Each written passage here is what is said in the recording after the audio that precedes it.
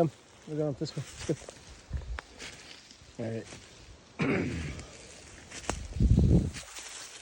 Blackjacks domain, Mr. Ace and I, and we are looking at what are the next moves to get all of our pieces for the year moving forward. It's been a crazy one, and actually really a lot of things connecting. So one thing that I wanted to do right here though was just to sort of point out how this is a very sort of flat area that I thought was flattened for forestry, but when you start to scale back, dog, come, and you look up, this is all the stoneworks up here. I gotta clean it up so you can see it better, but effectively that's the ridge line there is all just the stoneworks before it cuts across to the rest of this northern mound. And the dolmen is just right on the other side of these trees that I dropped to be able to open that up.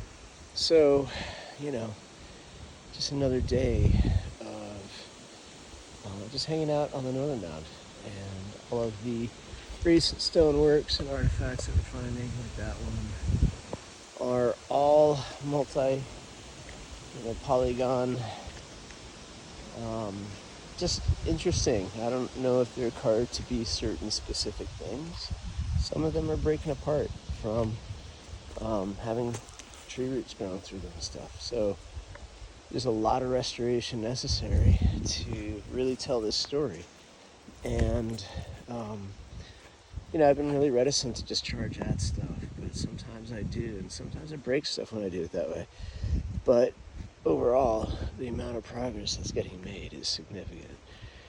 So I want to try to be really focused in how not to break stuff going forward, and to do it in a way that actually kind of allows us to see at scale just how massive these connected stoneworks are. Because when you're on these plateaus, you realize this is the whole tiered system. This is the parabola right here. Basically all of the alignments, all of the mounds throughout the U.S., all of the astronomy. I mean, the story that I've been sharing, it's built on the research and writings of so many others. Just trying to fill in the gaps. And in a way, by intersecting this as like a missing piece, like a missing link, as it were, that really kind of opens up a lot of plausible explanations that I've been sharing recently this week with a lot of folks.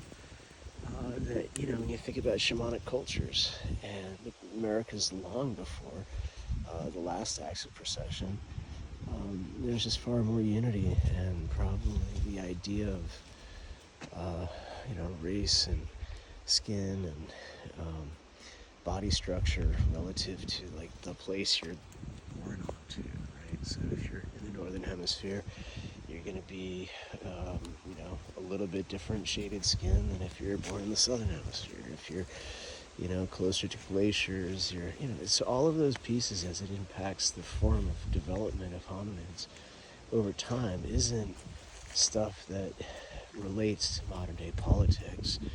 And that's the problem, is modern day politics want to make that stuff relate to it as if you're safer somehow with them in charge of the ones you should be afraid of, which is who again, right? We're all one. And that's, I think, the fun part about finding all this information is really tying us back even deeper to the point when we were all one and didn't think of ourselves as different than coming from the same kind of source of oneness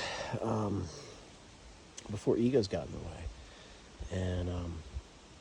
And that tends to kind of break shit up. But I kind of look at this and think, how can it not unify people to understand just how much bigger things are than what we're led to believe? So I hope people are well. I hope everybody has a safe and wonderful independence. And my love to everybody. Peace.